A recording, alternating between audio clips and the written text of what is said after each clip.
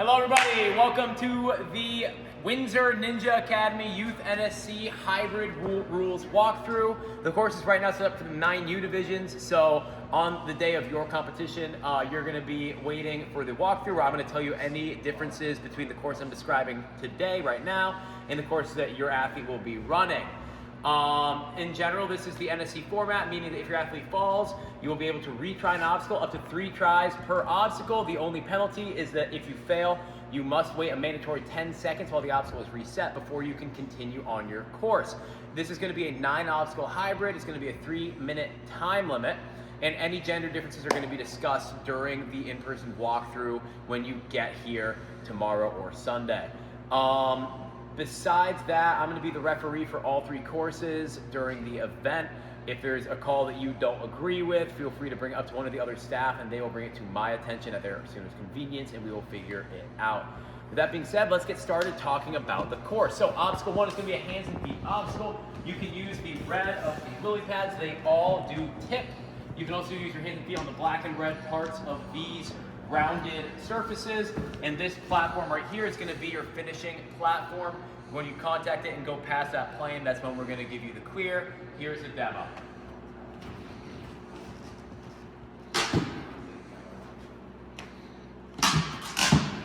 Clear. Your second obstacle, you can make your way however you prefer up to this black set of platforms. For the second obstacle, you're going to be allowed to use this taped blue ring. All parts of this fidget spinner. On the day of the comp, it will be reset to a flat position, but use your imagination for today. You're allowed to use all parts of this ring, all parts of this fidget spinner, and this is going to be your dismount platform right here. Let's see a demonstration.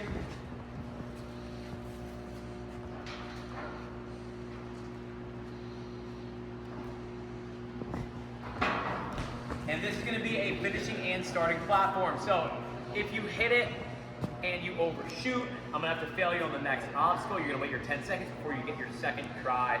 But if you stick your landing, you can go right into obstacle 3. Obstacle 3 is going to make use of these red rings. You're going to be allowed 1, 2, 3 red rings, and you're going back to the same black platform that we started obstacle 2 on. Here's a demo.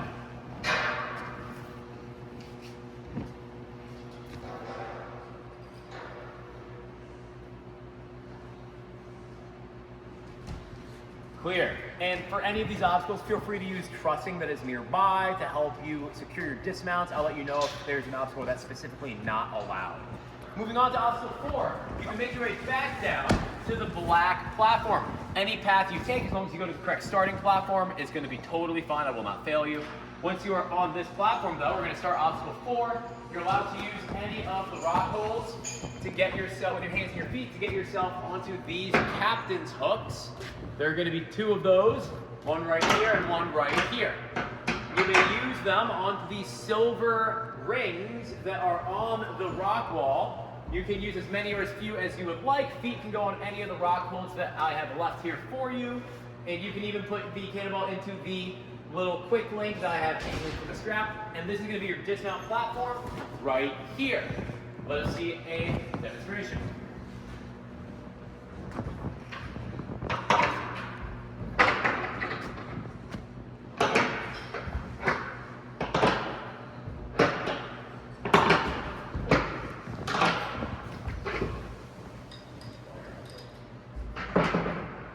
Clear. All right, moving on.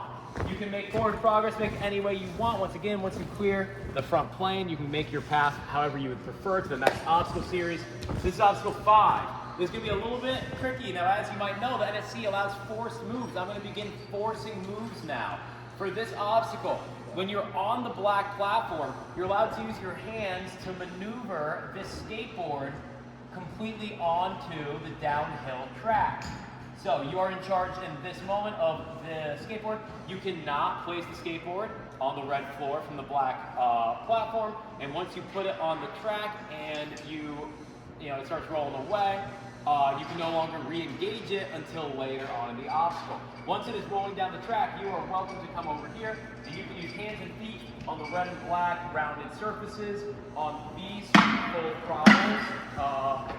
You can use any part of these wooden bounce pieces, whether it be the bottoms or the tops, And you are welcome to use the skateboard again when it makes its way back down here to help you get to the red, what is it called, risers, which is going to be your finishing platform. Here, maybe come over here, Dan. That's a good spot for us to film this.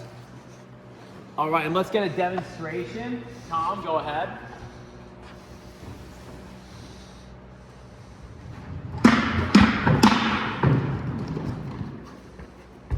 And that is a clear. One thing I forgot to mention, if the skateboard does contact this block before you contact it, that's going to be a fail of the obstacle and you will have to restart because at this point the skateboard has become stable and it becomes too easy of an obstacle. Moving on to obstacle 6. After you clear on the risers, make your way up on top of the stack of blocks I have right here. All right, for this obstacle, you are allowed to use your hands on the ring and your hands on this special delivery hold. Forced move, you must catch the special delivery before continuing. It is not allowed to just smack it as you lachey to your dismount. You must catch it. I'm okay if you link your dismount or bump through it, but you must engage and control the special delivery before continuing to your dismount platform. You'll notice that there is a rope kind of nearby and a piece of foam as well that sort of covers the special. That's going to be for later divisions, not relevant for the 9U division. Here is a demonstration.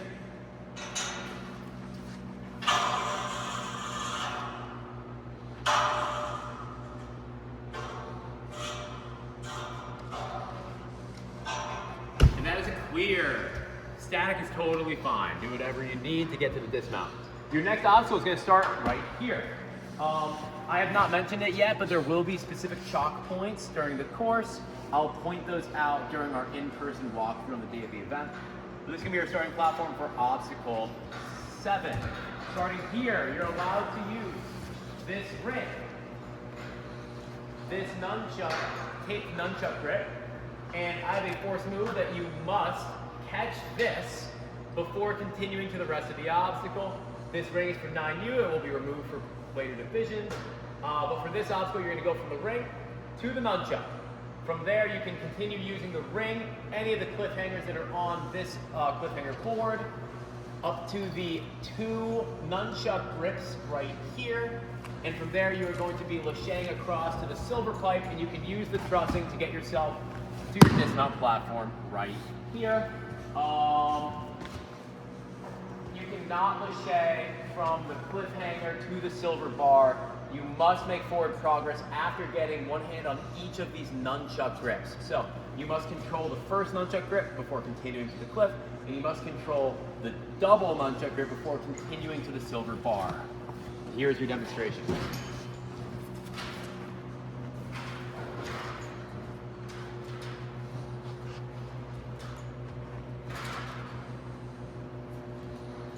And all trussing is in play to help you get to your dismount platform.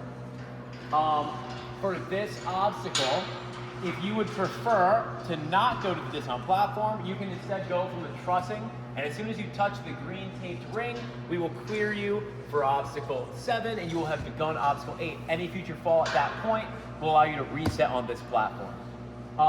From this platform, you can continue using the truss to help you make your way onto this obstacle. You get the green taped ring here, this wooden ring, that wooden ring, this aluminum ring, and there's some other rings over there, which I'm going to introduce in a moment.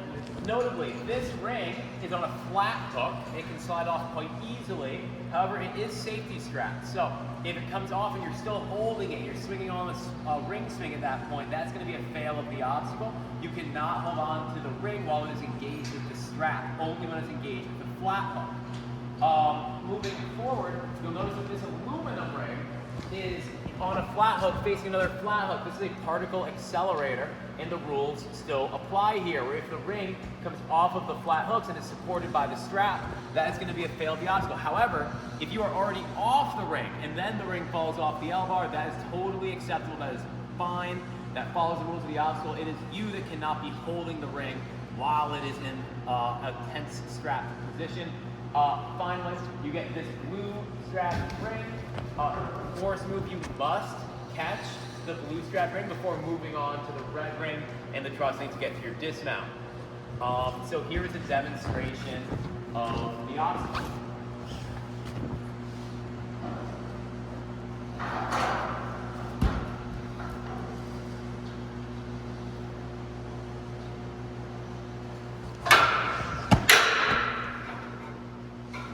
All the trussing is in play to help you get to the combined set of black platforms over here. Finally, it is time for the final set of obstacles. You're going to start on this platform here. You can use hands and feet on all parts of the red and black ladder, as well as the aluminum truss to help you get onto the bogies, okay? You can only use the black bogies that you can see in the front of these two pieces right here. There's one on each of the four. I believe we're going to be demoing the 11U version of the obstacle right now. I have a change for 9U that's just not up right now because I want to make sure that everyone can understand this version of it. So to reiterate, you can use the aluminum truss only to help you get onto the boat. You cannot use the rest of the aluminum truss to help you complete the obstacle, just to help you start the obstacle. Moreover, if you fail this obstacle, you can begin the obstacle on the ladder.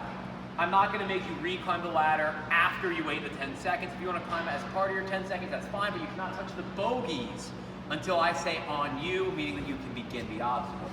So you're allowed your hands on those black bogies, and you're only allowed one hand on each. That is a forced move, so you cannot match on any of the bogies. You are allowed hands on the black of this talon. This talon can go onto the black bar over here, the second black bar with no bogies on it. And from that talon, you're then going to continue macheting into the slanted board. And this is a forced move. You must machete into the slanted board and grab the second talon, which is magnetized, and place it into the ring. And you must then use that talon in the ring to continue your dismount to the black pads here. All right, here is your demonstration.